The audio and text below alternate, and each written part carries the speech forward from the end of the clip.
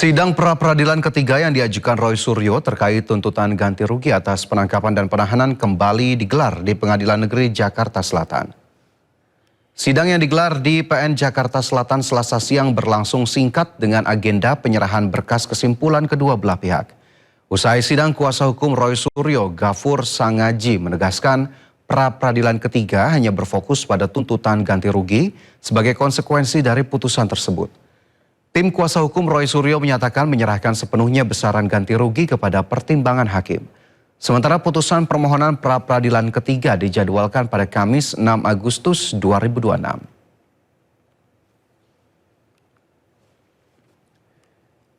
Pemirsa, untuk keempat kalinya Roy Suryo kembali mengajukan gugatan pra-peradilan. Kali ini Roy Suryo menggugat Polda Metro Jaya terkait status pencekalannya.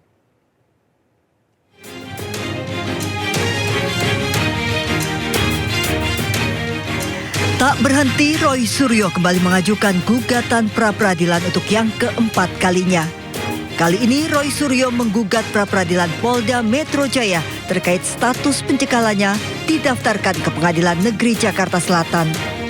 Sidang perdana akan digelar Jumat 7 Agustus. Roy Suryo meminta agar status pencekalan ke luar negeri terhadap dirinya segera dicabut. Roy menilai pencekalan terhadap dirinya layak diuji melalui mekanisme pra-peradilan. Kami memohonkan supaya permohonan kami terkait dengan pencekalan dicabut. Karena sampai hari ini Polda Metro Jaya belum memberikan klarifikasi apapun terkait dengan status pencekalan.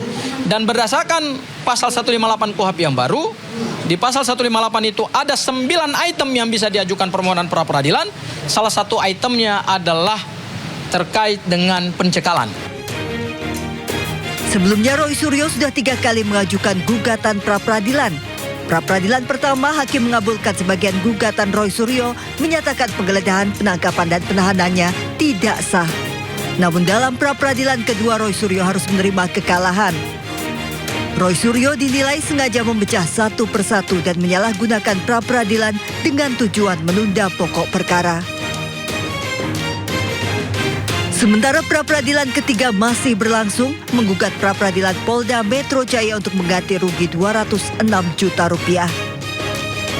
Polda Metro Jaya menilai gugatan tersebut hanya berdasar pada penilaian sepihak dan tidak objektif. Dari Jakarta, Tim Liputan iNews melaporkan. Ketua Komisi 3 DPR RI Habibur Rahman menegaskan tidak ada surat presiden atau surpres terkait pergantian Kapolri. Ia mengatakan bahwa isu surpres terkait pergantian Kapolri tidaklah benar.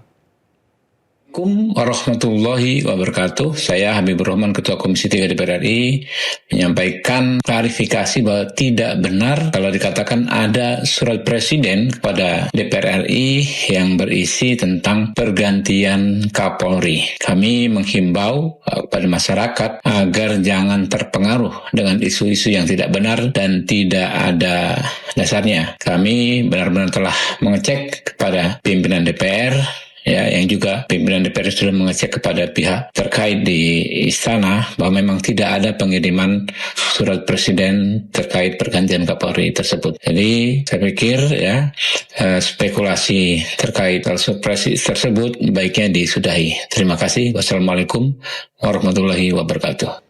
Pemirsa, konten kreator atau YouTuber Muhammad Janah atau Big Mo ramai dikecam karena mengajak anak-anak mempromosikan sebuah produk rokok elektrik saat live streaming. Kasus ini dalam penyelidikan polisi. Inilah video live streaming di akun YouTuber Big Mo yang menuai kecaman luas dari masyarakat. Melalui live YouTube, Big Mo mempromosikan produk cairan rokok elektrik atau liquid vape kepada anak-anak. Big Mo bersama rekannya meminta kepada sejumlah anak-anak mengucapkan adlibs terkait produk liquid vape yang bekerja sama dengan dirinya. Tak berapa lama usai viral, warganet ramai-ramai meminta Komisi Perlindungan Anak Indonesia atau KPAI turun tangan. Publik menilai Big Mo perlu ditindak serius sesuai hukum di Indonesia. Adapun Polda Metro Jaya telah memulai menyelidiki kasus dan Big Mo sendiri sudah meminta maaf di akun YouTube-nya. Begitu aksinya membuat heboh publik.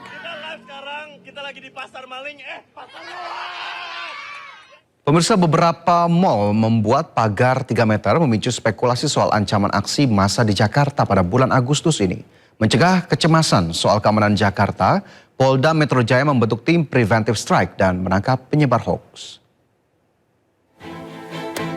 Gara-gara beberapa mal di Jakarta dan Bekasi membangun pagar besi setinggi 3 meter, publik pun bertanya-tanya soal situasi keamanan kota Jakarta. Spekulasi pun bermunculan termasuk di media sosial. Salah satunya soal ancaman aksi massa besar-besaran menjelang perayaan HUT RI ke-81 Agustus ini. Tak ingin spekulasi berkembang menjadi kecemasan, Gubernur DKI Jakarta Pramono Anung meminta pengelola mal membongkar pagar besi. Langkah ini dilakukan agar publik percaya kota Jakarta tetap baik-baik saja. Tak cuma Pemprov yang langsung gerak cepat, Polda Metro Jaya juga membentuk tim preventive strike atau pencegah serangan untuk memastikan keamanan ibu kota.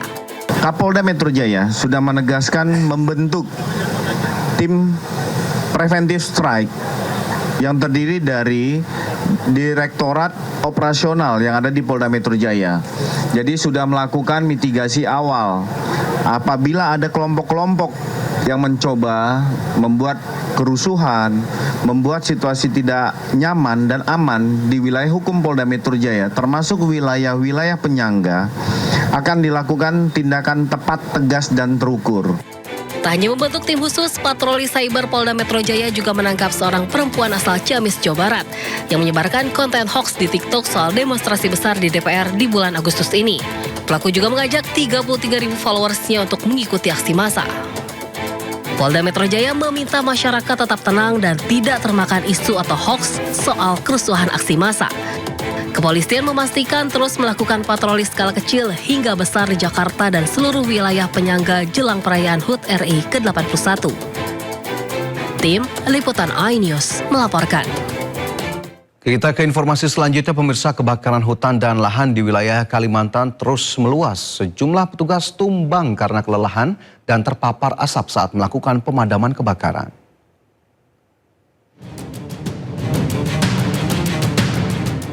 Kebakaran hutan dan lahan di Palangkaraya dan Kabupaten Pulang Pisau, Kalimantan Tengah hingga kini masih meluas. Cuaca panas serta angin kencang membuat api dengan cepat menjalar. Petugas gabungan terus berupaya memadamkan api agar tidak meluas. Banyaknya titik api yang bermunculan membuat petugas bekerja ekstra.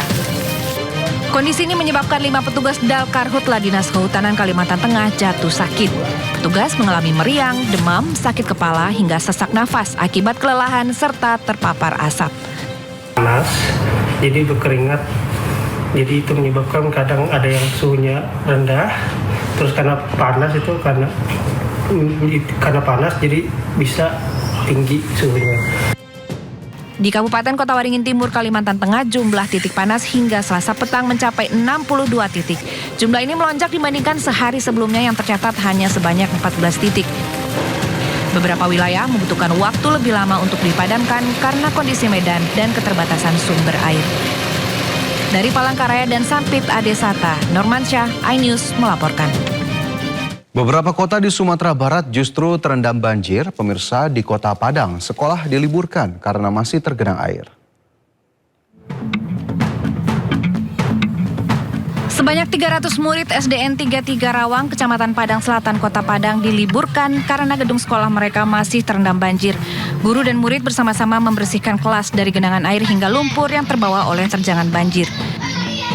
Di Kota Padang, puluhan sekolah hingga kini masih belum melaksanakan proses belajar akibat terdampak banjir.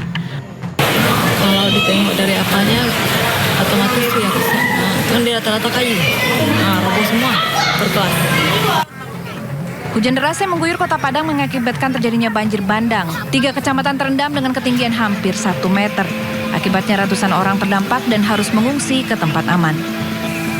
Dari Padang, Sumatera Barat, Budi Sunandar, iNews melaporkan.